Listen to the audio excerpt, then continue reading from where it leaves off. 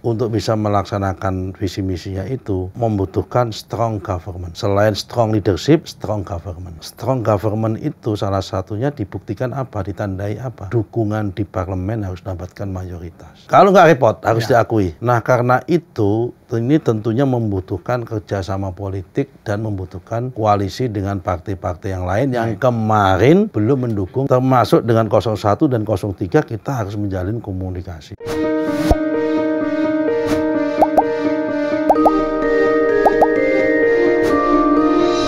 Assalamualaikum. Kamu saya langsung aja, nggak perlu diperkenalkan, sudah terkenal banget.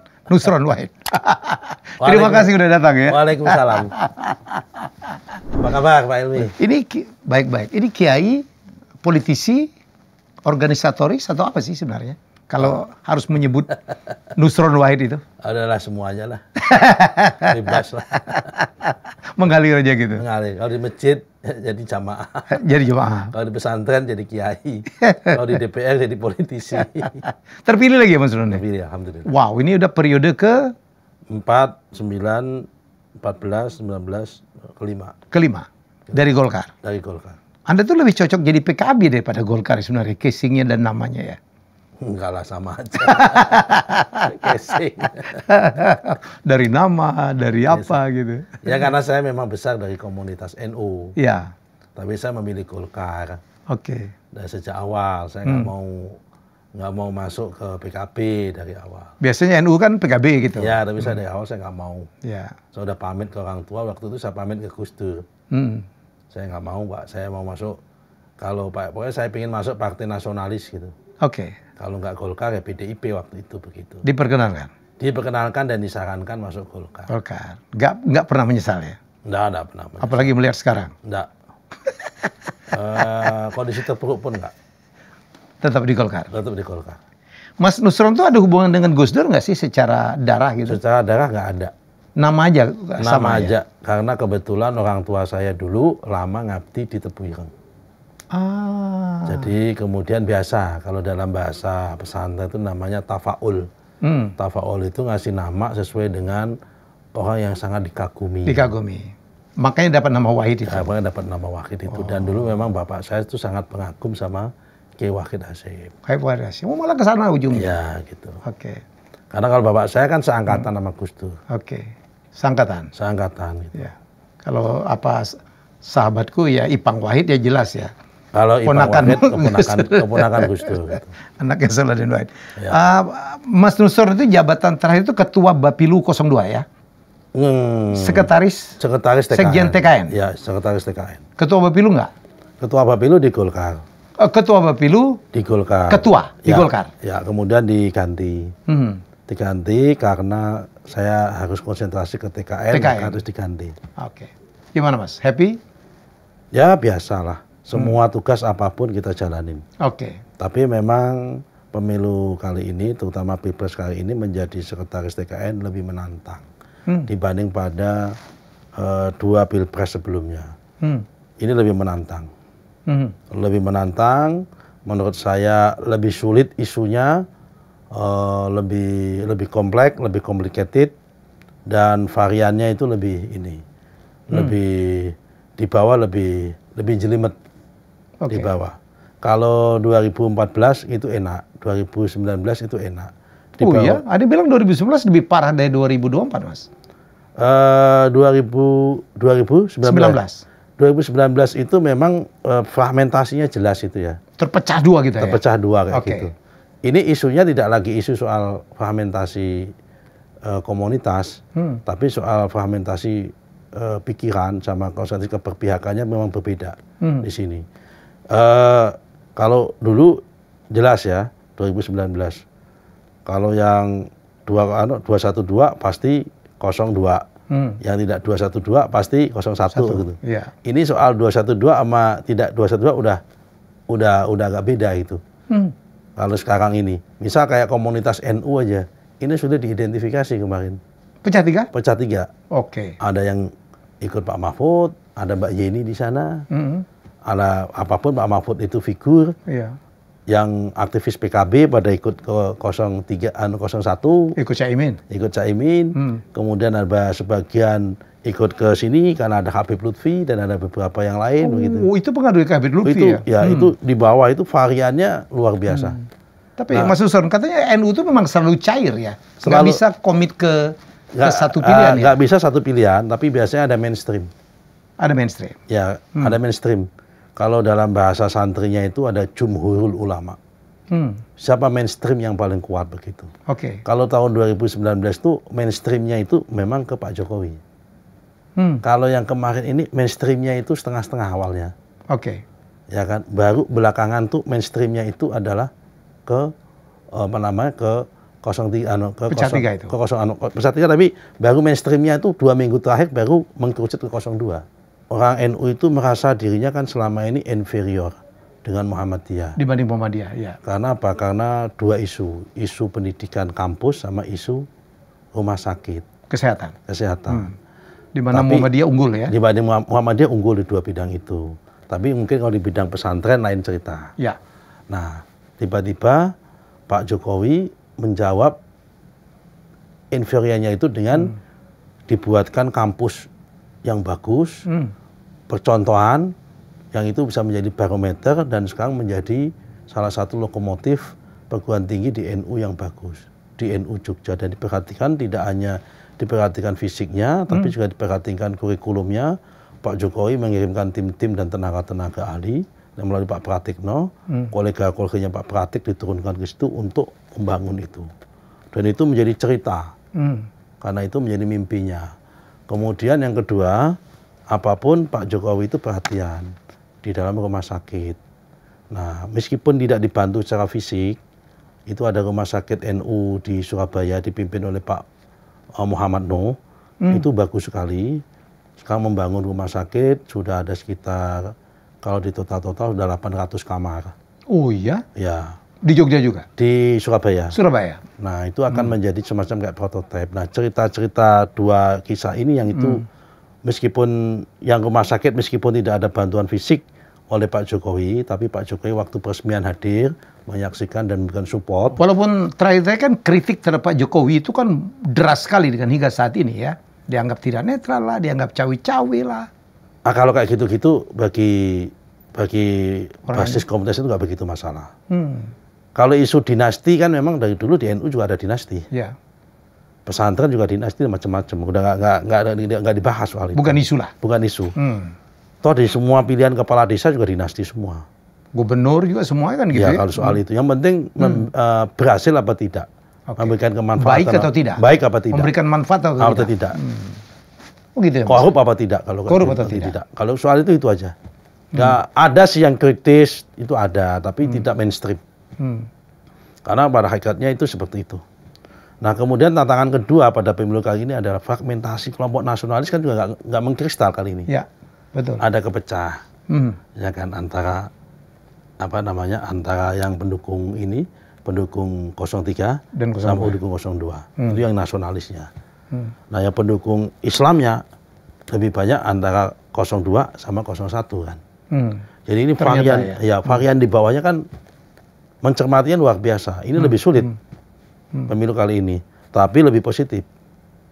Lebih positifnya kenapa? Karena tidak ada isu agama dibanding dibanding 2019.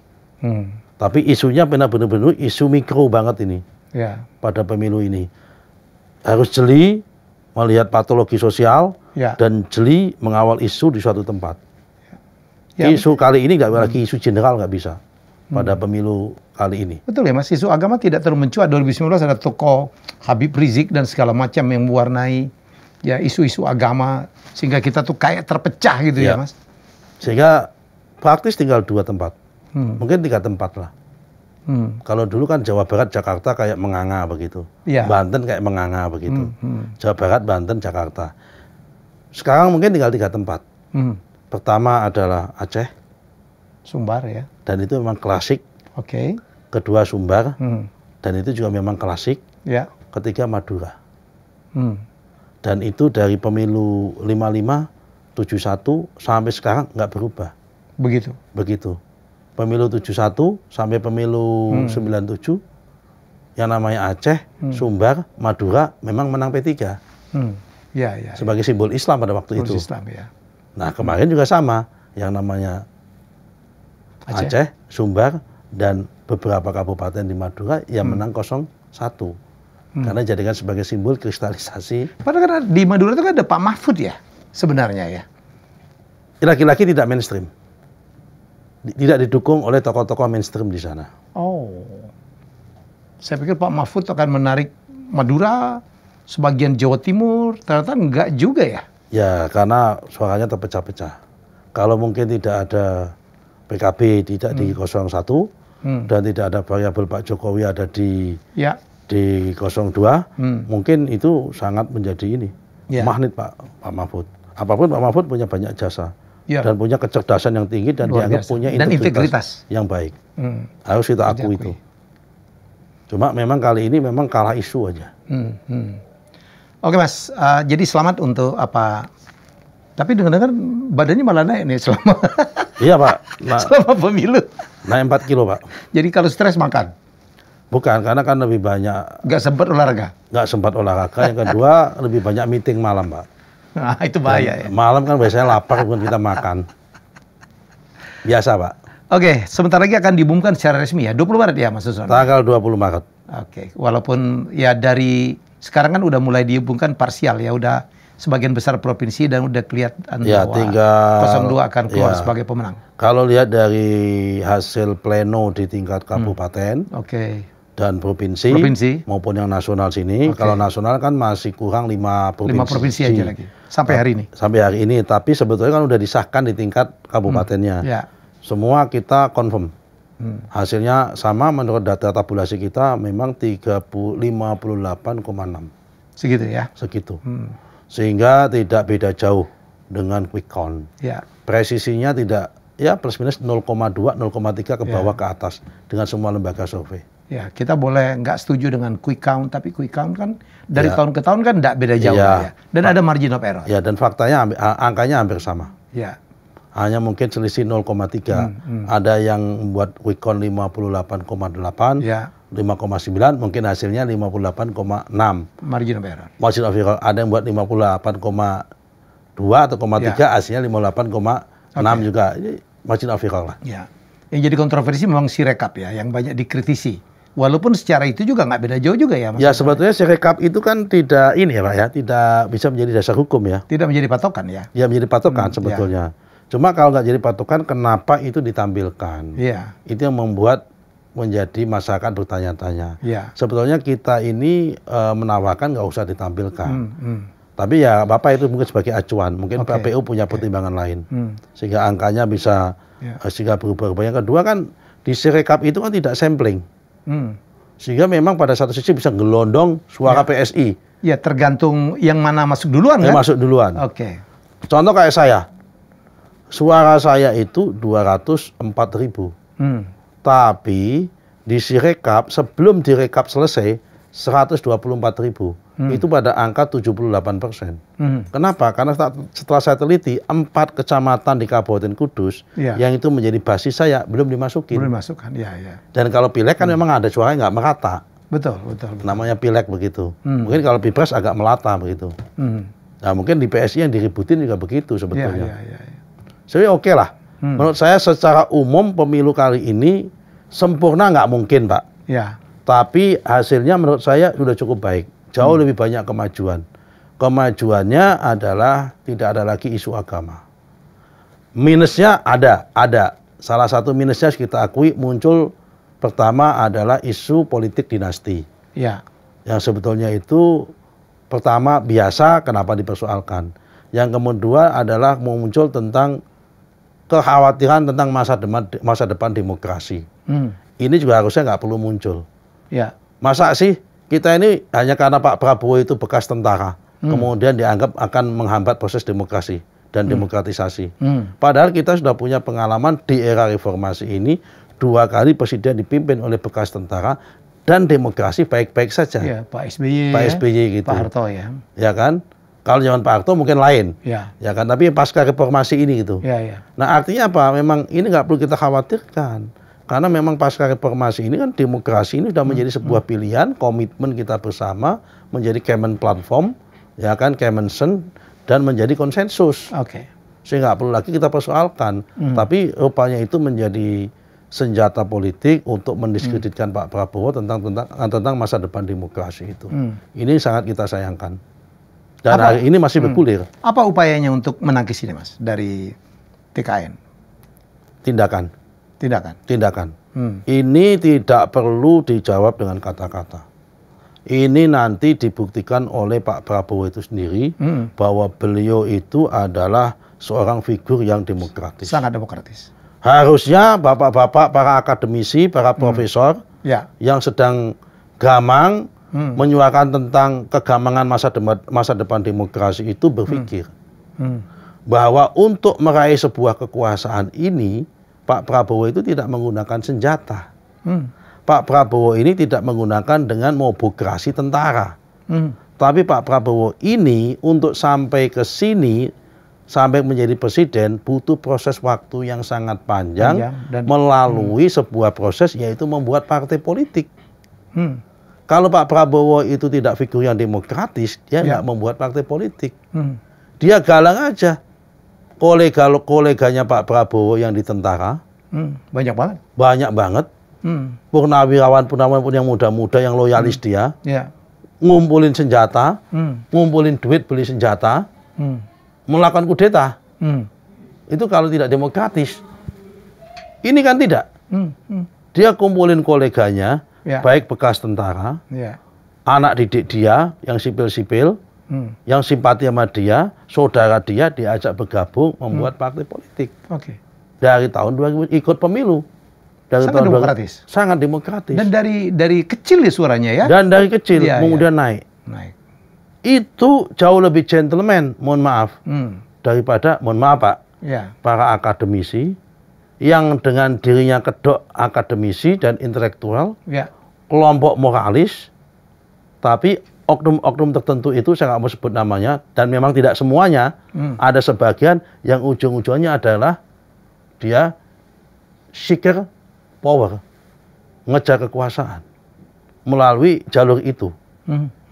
Kan ada Pak, yang model-model seperti itu, selalu dalih bahwa dia kelompok profesional. Kemudian dalih kedua adalah dia kelompok akademisi. Harus ada perwakilan kelompok profesional. Harus ada kelompok perwakilan akademisi dan kelompok intelektual, civil society dan sebagainya. Dan ujung-ujungnya orangnya adalah dia. Sebenarnya bisa dilakukan baik-baik dong ya? Iya. Tunjukkan aja karyamu, prestasimu kan pasti direkod lah. Iya, gitu. Yang ujung-ujungnya itu. Nah, kenapa nggak kemudian ikut gabung dengan partai politik? Sekalian. Kalau mau berpolitik ya kalau berpolitik sekalian. Ya kan? Kalau memang niat seperti itu, dan itu banyak sekali di Indonesia ini. Yang pada satu sisi ketika ini dia menjadi tim sukses tapi nggak mau dimasukkan sebagai tim sukses, banyak sekali, ya kan? Begitu udah sukses datang. Begitu sukses datang dan menyatakan bahwa dia ikut membantu selama ini. Tapi kalau ngomongnya di luar, ngomong kelompok moralis yang tidak berkepentingan. Nah, ini kenapa tidak fair itu aja sekalian. Itu menurut saya Pak Prabowo jauh lebih gentleman dengan cara mendirikan partai politik, ikut pemilu, berkompetisi, pernah kalah, dan kalahnya nggak tanggung-tanggung, 3 kali kalah. Tipis walaupun tipis dan nggak segaduh sekarang ya Mas Susno. Dan tidak segaduh sekarang. Sangat gentleman. 2014 kalah, 2019 kalah, tidak pernah mengatakan kecurangan. Semasif ini nggak ngancam ada angket segala. Semua prosedur diikutin, standar. Lapor Bawaslu, lapor MA, kemudian mengajukan sidang gugatan ke MK. Ini ditarik kepada wilayah politik yang lain, yang bisa menimbulkan krisis politik, yaitu hak angket. Menurut Mas Nusron, kemungkinan jadi hak angketnya gimana ya Mas ya? Tipis. Sekarang kan lagi, sahabat kemarin kencong gitu kan, sekarang kita tidak tahu lagi nih. Kalau hitung-hitungan saya sangat tipis. Tipis hak angketnya atau tipis keberhasilannya? Tipis keberhasilannya. Bisa jadi di antara kelompok-kelompok tertentu ingin mengajukan ya. Karena untuk mengajukan hak angket itu butuh 25 hanya 25 orang anggota DPR lebih dari satu fraksi. Dan saya kira itu pasti ada. 25 gampang lah ya. Gampang lah itu. Saya dengar sudah ada lebih dari 25 yang udah tanda tangan dan lebih dari satu partai. Tapi kalau isunya tujuan untuk memakzulkan, Pak Prof. Yusril pun mengatakan udah nggak mungkin secara waktu. Nah, kalau untuk memanjulkan, apa sih yang mau dicari ini memanjulkan itu? Iya. Kalau alasannya itu adalah alasan kecurangan pemilu, ada wadahnya, ada aturan mainnya. Pemilu itu kan ibaratnya memang permainan. Permainan sepak bola. Ibarat permainan. Ya. Namanya pemain sepak bola, pelanggaran pasti ada. Di situ ada wasit. Ada kartu ya. Ada kartu. Sekarang kenapa kalau itu sekarang pertanyaannya adalah pelanggarannya itu menurut wasit sampai mengeluarkan kartu merah atau tidak. Kalau kartu kuning pasti ada kartu kuning. Ya. Kalau disemprit panggilan pasti disemprit. Saya juga pernah kena semprit sekali. Ya kan ketika menyerahkan becak listriknya Pak Prabowo di Madiun, kena semprit. Saya dipanggil panggil Bawaslu. Saya datengin. Saya komunikasi, saya buktikan. Itu bagian dari pelanggaran, kalau memang diduga pelanggaran. Ya. Tapi apakah kemudian itu terbukti apa tidak, membuat kartu kuning atau kartu merah apa tidak, namanya juga permainan. Wong ini game dalam permainan politik ini. Nah, sehingga nggak perlu lagi kemudian permainan ini sudah ada wasitnya, dibawa keluar. Oke. Nah, ini agak repot. Ini akan dibawa keluar di dalam medan yang lain. Medan politik yang lain, di luar medan permainan, dengan dalih macam-macam begitu. Oke Mas, insya Allah ya, tanggal 20 Maret kita udah tahu bahwa pemenangnya adalah 02, Pak Prabowo Gibran. Kan saya tahu, saya di Dewan Pakar kita masih bekerja merumuskan kebijakan-kebijakan, program-program. Tapi sekarang udah mulai ada koalisi-koalisi mulai berbagi-bagi gitu. Kemarin Golkar minta 5 gitu. Pertama begini, Pak Helmi, sebagai pendukungnya Pak Prabowo, kita semua berkepentingan. Ya. Supaya Pak Prabowo ini sukses. Ya. Selama 5 tahun. Ya. Sesuai menjalankan amanah ini sesuai dengan janji-janjinya dan visi misinya. Untuk bisa melaksanakan visi misinya itu membutuhkan strong government. Ya. Pemerintahan yang kuat. Strong government, ya. Selain strong leadership, strong government. Ya. Apa artinya strong leadership? Presidennya kuat kalau pemerintahnya nggak kuat. Lah, strong government itu salah satunya dibuktikan apa? Ditandai apa? Dukungan di parlemen harus mendapatkan mayoritas. Kalau nggak repot ya? Kalau nggak repot, harus diakui. Kayak dulu pernah kejadian Pak Jokowi di periode awal-awal, pertama harus diakui repot. Nah, karena itu ini tentunya membutuhkan kerjasama politik dan membutuhkan koalisi dengan partai-partai yang lain yang kemarin belum mendukung dengan Pak Prabowo. Termasuk dari 01, 03 ya? Termasuk dengan 01 dan 03 kita harus menjalin komunikasi. Ya kan? Karena 02 tidak cukup mayoritas ya? Karena 02 tidak cukup mayoritas. Hitung-hitungan saya ini baru sekitar 48% atau 49%. Dari Golkar? Golkar kemungkinan plus minus 103, 104. Apalagi ya? Gerindra plus minus 85%. Demokrat plus minus 50 kursi. PAN plus minus 50 kursi. 4 ini yang dapatkan? 4 ini. 4 ini di total itu adalah 286. Untuk nyampe 50% kurang 4. Dari 560 ya Mas ya? Dari 580. 580. Jadi 390 harus ya? 390. 290. 390. Ini baru 280. 280. 280. Ada 290. Ya. Ini baru 286. Tinggal 4 lagi? Tinggal 4 lagi. Untuk mendapatkan strong government. Nah, ini minimal butuh 1 partai lagi atau minimal 2 partai lagi supaya ini. Bocorin apa? Nasdem bergabung? Ongoing proses semua kita ajak bicara. PDI pun kita ajak bicara. Nasdem kita ajak bicara. PKB kita ajak bicara. P3 kita ajak bicara. PKS pun kita ajak bicara. Di luar sana masih ada 5 partai. Partai besar. 4 partai yang punya kursi, 5 partai yang punya kursi. Ya. satu partai besar yaitu PDIP, kemudian PKB hari ini punya 65 sampai 66 kursi, kemudian Nasdem punya sekitar 64 kursi, kemudian PKS punya 54 sampai 55 atau 55 kursi, kemudian P3 dapat 14 kursi. Kemungkinan paling besar siapa yang bergabung, Mas Nusron? Bocoran aja. Kita belum bisa ngomong. Ya. Sebelum janur melengkung ibarat orang menikah, kita belum boleh ngomong. Biarkan ini mengalir. Tetapi yang jelas hilalnya sudah ada. Hilal udah kelihatan. Udah kelihatan. Belum boleh diumumkan. Belum diumumkan. Nunggu ru'yat. Nunggu ru'yat. Ya kan? Karena kita menggunakan metode ru'yat. Nah, biarkan ini berproses dulu. Nah, sedang berbicara dan saya harap ini nanti kalau ini terjadi, insya Allah akan terbangun pemerintahan yang sangat kuat. Meskipun gemuk tidak apa-apa. Tapi yang penting kuat.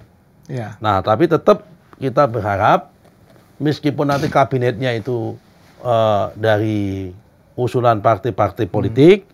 Tapi kita harapkan orang yang diusulkan itu adalah profesional di bidangnya, capable, dan tahu di bidang itu. Dan punya integritas.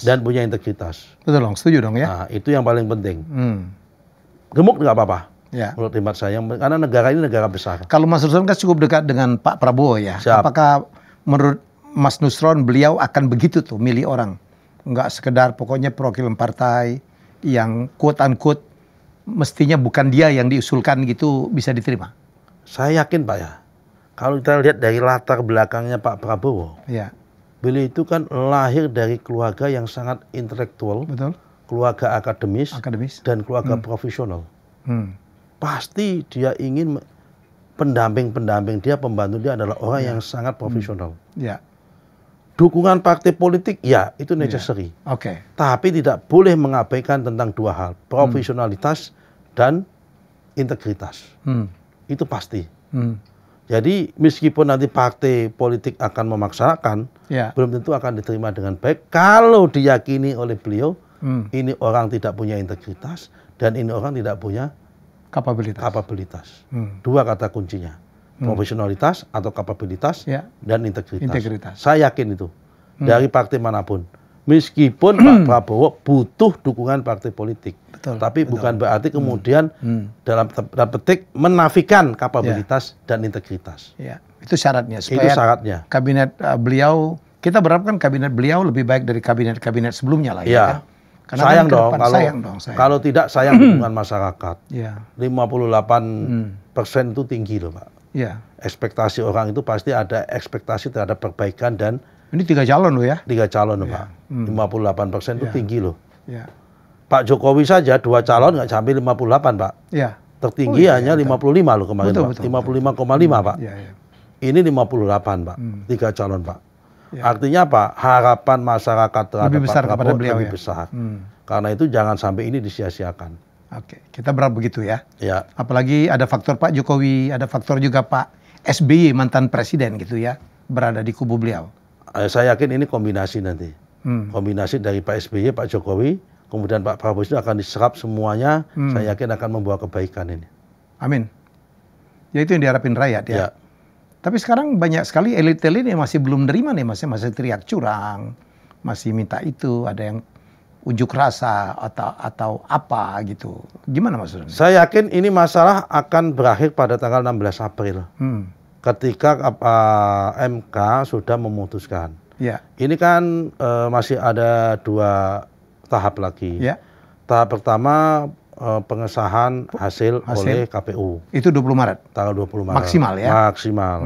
Saya dapat informasi akan ditarik besok malam. Selasa dimajukan malam. Selasa malam diharapkan sudah selesai.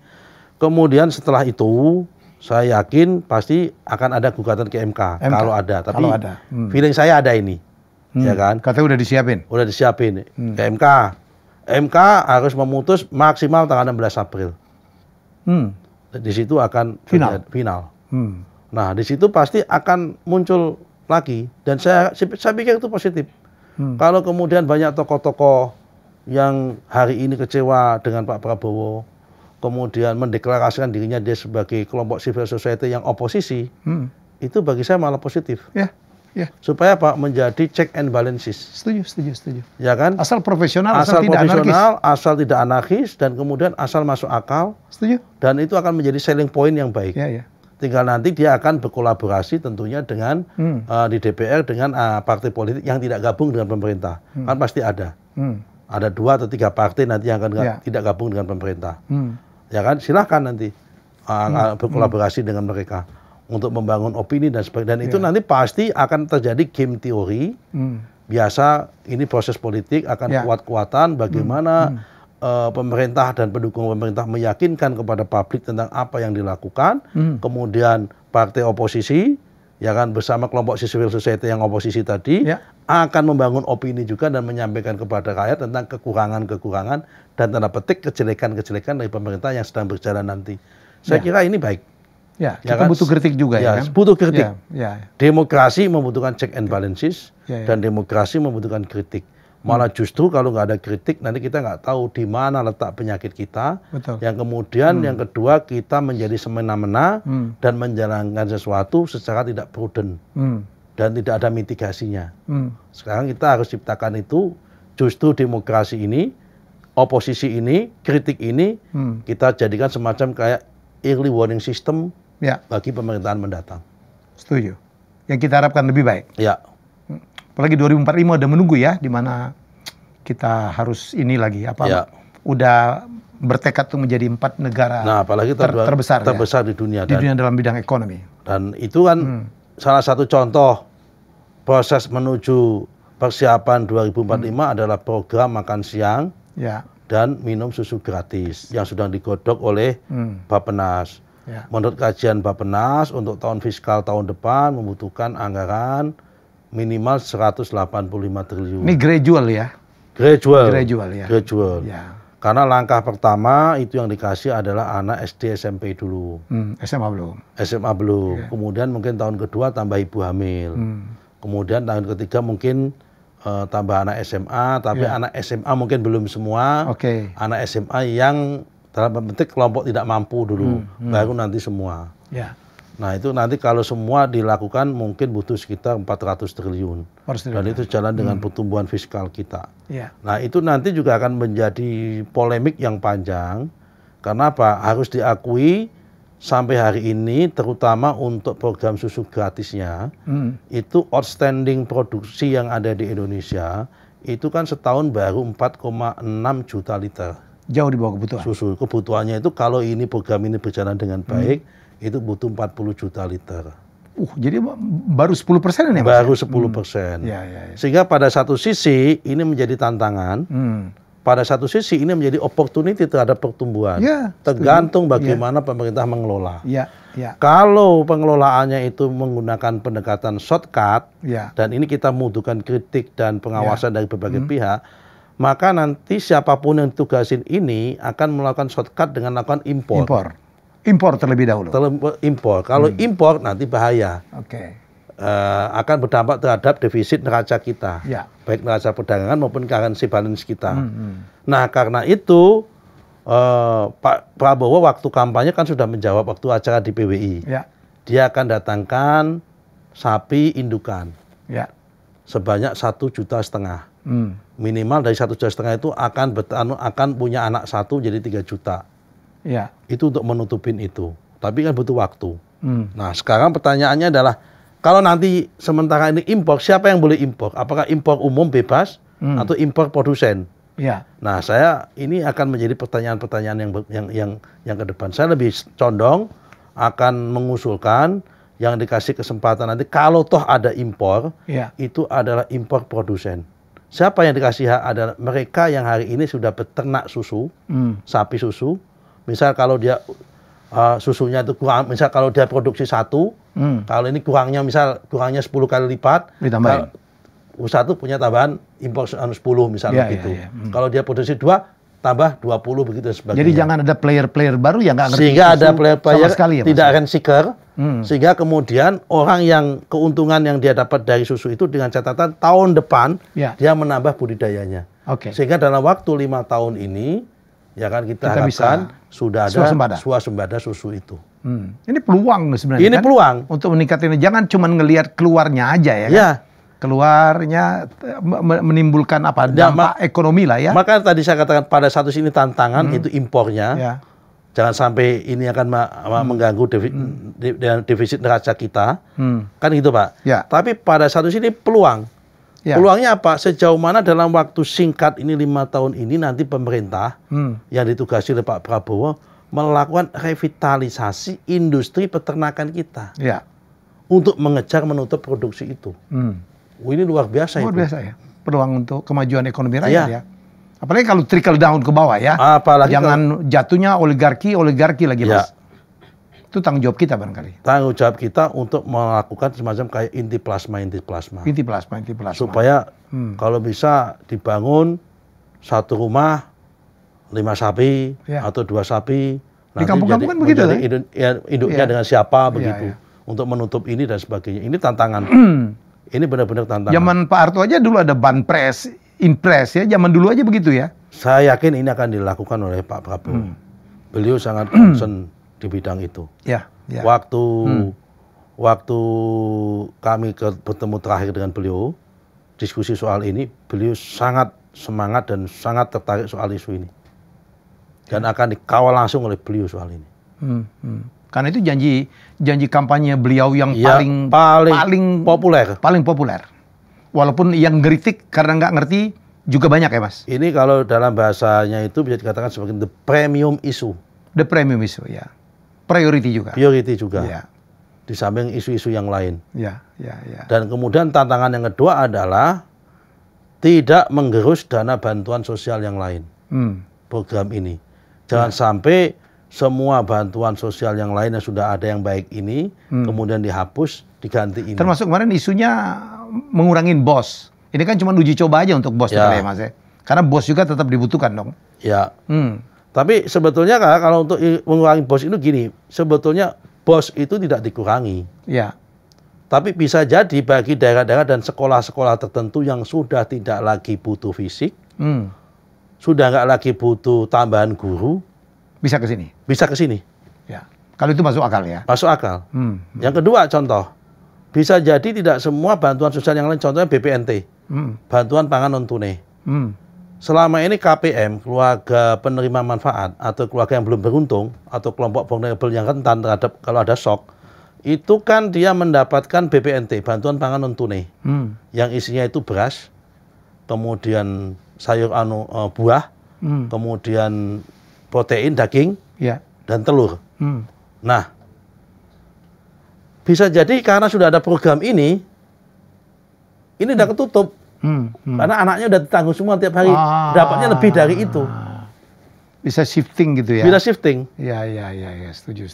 Bisa jadi. Contoh misal Pak, mereka selama ini dapat beras sama dapat ini, mungkin sebulan itu 300.000 sama daging. Ya. Untuk mengurangi beban hidup dia. Karena anaknya selama siang ini nggak lagi butuh makan siang, misal anaknya 2, ya kan, 2 anak misal, sekali makan 15.000 kali 2 30.000, kali 25 hari 750.000, dapatnya lebih banyak daripada program BPNT ini. Oh iya. Bisa jadi kalau yang ini. Jadi hal-hal yang program-program yang sifatnya hampir sejenis dan redundant bisa dikonsolidasi jadi satu. Yang penting adalah jangan sampai program satu KIP jangan dihapus diambilkan untuk ini. Kartu Indonesia Pintar. Ya. Yang kedua PKH. Program Keluarga Harapan jangan dihapus diambilkan untuk kepentingan ini. Ya, kemudian yang ketiga apalagi itu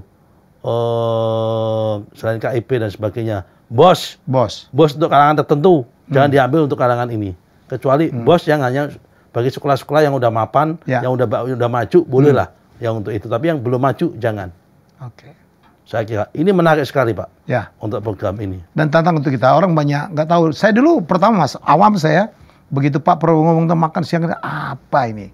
Apa nggak ada yang lebih penting? Ternyata setelah saya pelajarin, wow ini luar biasa ya.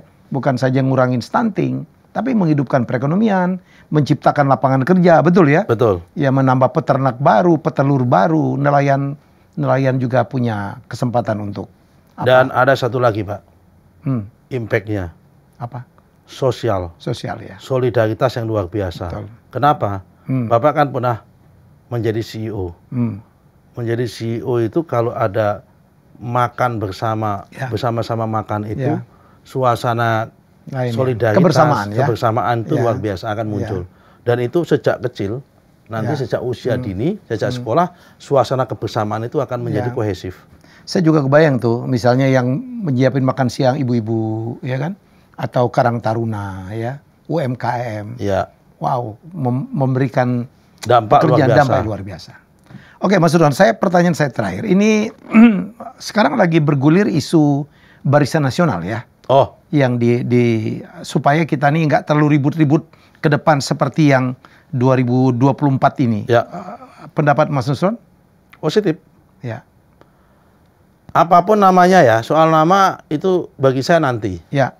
Tapi kerjasama koalisi yang strategis antar pendukung pemerintah itu perlu. Dan mungkin necessary condition. Necessary condition. Kondisi yang sangat dibutuhkan. Ya. Kenapa? Pertama untuk memastikan program-program positif yang didukung, yang di-announce oleh pemerintah itu mendapatkan dukungan di parlemen. Itu yang pertama. Yang kedua, sekaligus mengkontrol kalau tiba-tiba ada salah satu menteri bagian dari pemerintah yang membuat program yang tidak sesuai dengan visi misinya. Itu diingatkan di situ. Oke. Karena tentunya yang namanya partai pendukung pemerintah kan tidak boleh secara etika mengkritik sesama pemerintah di publik. Seperti pernah terjadi ya? Seperti pernah terjadi. Kan lebih baik diselesaikan sebelum kebijakan itu diumumkan, diajak berunding dulu, semacam kayak ini diumumkan secara mikro, gimana sih menurut Bapak sekarang plus minusnya program ini. Oke. Bagi saya itu adalah positif. Cuma nama terserah. Oke. Apakah namanya Barisan Nasional seperti di Malaysia? Apakah namanya duluan nanti adalah Setgab seperti yang hari ini diusulkan oleh yang dulu zaman Pak SBY pernah dilakukan atau nama? Saya kira itu positif. Ya kan? Untuk untuk kesinambungan dan saling menggodok tentang kebijakan yang akan diambil oleh pemerintah. Kalau peluangnya kan ada Gerindra, ada Golkar ya? Yang saya dengar kan nomor 1, nomor 2 untuk jumlah kursi di DPR ya Mas? Iya. Saya kira ini nggak sulit. Sepanjang ada political will dari para pimpinan partai politik. Dan para pimpinan partai politik itu tergantung pada Bapak Presiden terpilih nanti. Tinggal Pak Presiden terpilih maunya gimana. Dalam ini Pak Prabowo. Ini dibutuhkan apa tidak dibutuhkan. Saya rasa ini adalah sangat tergantung dengan masalah kebijakan-kebijakan semua kembali kepada Pak Prabowo. Sebagai Presiden terpilih. Sebagai Presiden terpilih. Jadi ini semangat seperti ini bagus, diformalkan ya bagus, tidak diformalkan pun ya tetap akan jalan. Ini kan sebetulnya koalisi antar pendukung pemerintah kan udah jalan. Cuma tidak diformalkan. Tidak diformalkan. Tinggal ini mau diformalkan apa tidak. Zaman Pak Jokowi ini pun kan sudah ada juga kepala dalam petik ketua kelas di DPR-nya. Maupun ketua kelas dalam ketua-ketua partai sudah ada juga. Yang kalau ada apa sering kumpul untuk membicarakan masalah-masalah sesuatu. Nah, tinggal masalahnya, pertanyaannya adalah ini diformalkan atau tidak diformalkan dan kemudian dirumuskan kerjanya apa begitu. Dan dengar-dengar katanya isu yang paling banter itu Pak Jokowi akan memimpin koalisi ini. Saya belum dengar. Kalau soal itu karena kan saya belum mendapatkan informasi langsung. Tapi rumor sudah ada loh. Rumor sudah ada, tapi dengan pengalaman yang ada Pak Jokowi itu ya pasti Pak Jokowi punya pengalaman yang luar biasa soal itu. Tinggal nanti pertanyaannya adalah beliau masuk dari pintu mana? Apakah masuk dari pintu PSI atau pintu Gerindra atau dari pintu Golkar atau pintu PAN? Itu lagi-lagi terpulang pada beliau dan partainya masing-masing. Karena banyak orang mengatakan Pak Jokowi itu kan demikian populer ya, dicintain masyarakat. Usia 63 pensiun itu balik ke Solo tuh kayaknya eman tuh Mas. Katanya begitu tuh. Beliau masih banyak punya energi. Banyak punya energi masih muda. Untuk untuk membantu kemajuan bangsa ini. dalam tanda petik mungkin beliau kita fungsikan sebagai mentor bersama. Ya kan, mentornya anggota DPR, mentornya menteri-menteri nanti. Kalau ada apa-apa hal-hal pengalamannya bagaimana, cara mengatasi dan sebagainya. Saya kira tidak hanya Pak Jokowi ya, hampir semua mantan presiden itu yang mendukung pemerintahan ini, termasuk Pak SBY, ada baiknya kita jadikan sebagai semacam mentor. Dulu apapun pengalaman itu nggak bisa dinafikan. Pengalaman itu kan nggak bisa dibaca dari buku, hanya bisa ditanya dan kemudian bagaimana cara menghadapinya. Itu mahalnya. Dulu di Singapura punya model yang lain ya, Lee Kuan Yew jadi menteri senior. Menteri senior. Menteri senior. Ya kalau di Indonesia janganlah, karena kalau masa mantan presiden di bawah presiden itu kurang elok kalau di Indonesia itu. Yang paling pas adalah menjadi mentor. Kita tempatkan Dewan Pertimbangan Agung kah yang kita aktifkan? Pokoknya kita tempatkan di orang yang kita hormati, di tempat yang terhormat. Tempat terhormat, tempat bertanya, di mana tempatnya itu kita rumuskan bersama-sama, dan itu tentunya saya yakin Pak Prabowo sebagai presiden terpilih nanti sudah memikirkan itunya dengan baik. Apalagi hubungan beliau berdua sangat baik. Saya kira ini tiga-tiganya punya hubungan yang baik. Pak Prabowo punya hubungan yang baik dengan Pak Jokowi, ya kan? Pak Prabowo punya hubungan baik dengan Pak SBY. Pak Prabowo juga punya hubungan yang baik dengan Pak Ibu Mega. Tinggal masalah konteks Bu Mega nanti kalau beliaunya memilih jalur di oposisi, mungkin juga tidak perlu di mentornya dalam bentuk yang lain, dan mungkin tidak dalam bentuk diformalkan dan sebagainya. Saya kira kita harus memulai, Mas Hilmi, tradisi yang baik. Mantan pemimpin kita, kepala negara itu harus kita hormati, ditempatkan yang baik dan dijadikan mentor bagi generasi penerusnya. Siapapun mantan presidennya itu, apapun partainya, dan siapapun penerusnya itu. Kita jadikan guru bangsa. Kita jadikan guru bangsa. Oke Mas, terima kasih. Mungkin ada closing statement yang ingin disampaikan, apa mungkin supaya kita ke depan lebih baik. Ya, bagi para pemirsa, kami ingin mengajak kepada kita semua membantu pemerintahan Pak Prabowo dan Mas Gibran dengan cara apapun.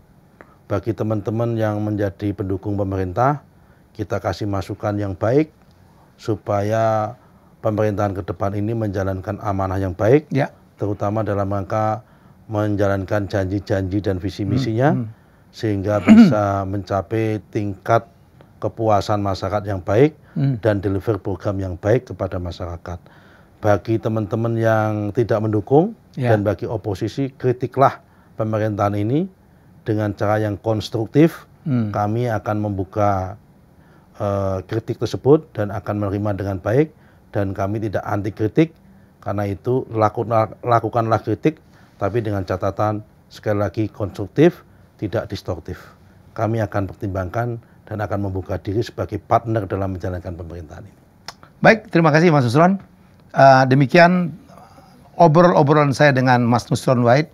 Kita ngomong macam-macam. Jadi harapan kita bahwa mari kita tetap menjaga persaudaraan ya. Ukhuwah itu satu hal yang sangat penting. Jadi yang sudah-sudahlah, kita terpecah oleh pilihan presiden, pilihan partai, tapi tidak membuat kita harus bermusuhan ya. Jadi semoga Indonesia menjadi lebih baik. Ya, kita jumpa lagi dengan tamu hebat saya selanjutnya. Bye bye. Terima kasih Mas Ron. Keren. Terima kasih sudah menonton Helmiah Bicara.